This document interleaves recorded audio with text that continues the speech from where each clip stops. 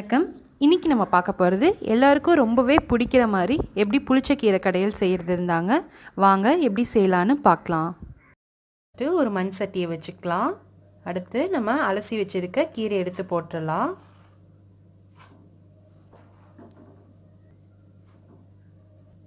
கூட ஒரு 10-12 பல்லு பூண்டு போட்டுக்குங்க. ஒரு பெரிய வெங்காயம் கட் பண்ணி எடுத்து அதையும் போட்டுடலாம். ஒரு 3 பச்சை மிளகா நல்லா கீறி போட்டுருங்க. ஒரு 2 டம்ளர் தண்ணி ஊற்றிக்குங்க கூட. இப்போது நம்ம இதை மூடி வச்சிடலாம். நல்லா வேகட்டும். நம்ம ஒரு பொடி அரைக்கணும்.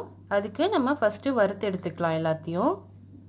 கொத்தமல்லி 1 ஸ்பூன், சீரகம் 1/2 ஸ்பூன், வெந்தயம் 1/2 ஸ்பூன், இது எல்லாத்தையும் போட்டு நல்லா வறுத்து விடுங்க. கூட ஒரு 5 காஞ்ச மிளகாய் ஆட் பண்ணிக்கோங்க. உங்கள் காரத்துக்கு ஏற்றாப்புல ஆட் பண்ணிக்கோங்க. கம்மி பண்ணுறதுனால பண்ணிக்கோங்க, இல்லை அதிகம் பண்ணுறதுனால பண்ணிக்கோங்க.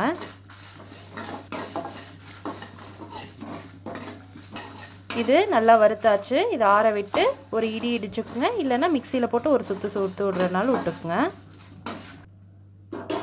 இப்போது இதை ஒரு கிளறி விட்டுக்குங்க. ஏன்னா அடியில் இருக்க கீரைலாம் கொஞ்சம் மேலே வந்துட்டு மேலே இருக்க கீரைலாம் கொஞ்சம் அடியில் போகட்டும்.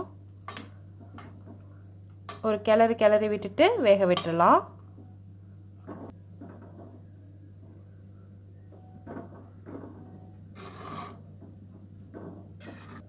மூடி வச்சு வேக விட்டுடலாம். இப்போ நல்லா வெந்துருச்சு. இந்த தண்ணியெலாம் நீங்கள் வடிக்க வேணாம், ஏன்னா இதில் தான் நிறைய சத்தே இருக்குது. நம்ம அப்படியே கடைஞ்சிக்கலாம். நம்ம இப்போ அரைச்சி வச்சுருக்க பொடியை எடுத்து போட்டுடலாம். இது மாதிரி அரைச்சி எடுத்துருக்கோம் 1-2 நம்ம இதை போட்டுடலாம். தேவையான அளவு உப்பு ஆட் பண்ணிக்கோங்க. இப்போது நம்ம எல்லாத்தையும் போட்டு நல்லா கடைஞ்சிக்கலாம்.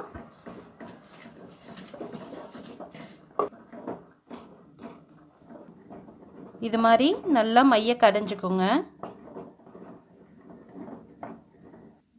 நம்ம இப்போ கடைஞ்சாச்சு. அடுத்து நம்ம தாளிச்சுக்கலாம்.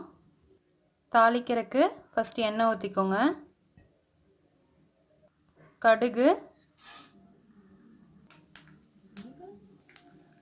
பொரிஞ்சோன்னா நம்ம காஞ்ச மிளகாவை போட்டுடலாம். இப்போ நம்ம சின்ன வெங்காயத்தையும் ஆட் பண்ணிடலாம்.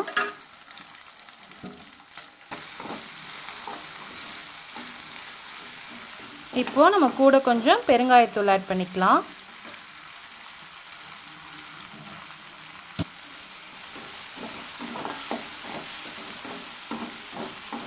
நல்லா வதக்கி விடுங்க.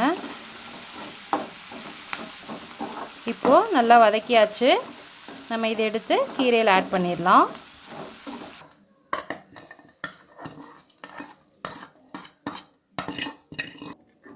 அவ்வளோதான். நல்லா மிக்ஸ் பண்ணி விடுங்க.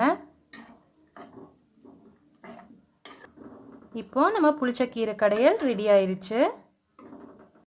இந்த மாதிரி வீட்டில் நீங்களும் செஞ்சு பார்த்துட்டு எப்படி இருக்குன்னு கமெண்ட் சொல்லுங்கள். இந்த வீடியோ உங்களுக்கு பிடிச்சிருந்தா லைக் பண்ணுங்கள், ஷேர் பண்ணுங்கள், மறக்காமல் சப்ஸ்கிரைப் பண்ணுங்கள்.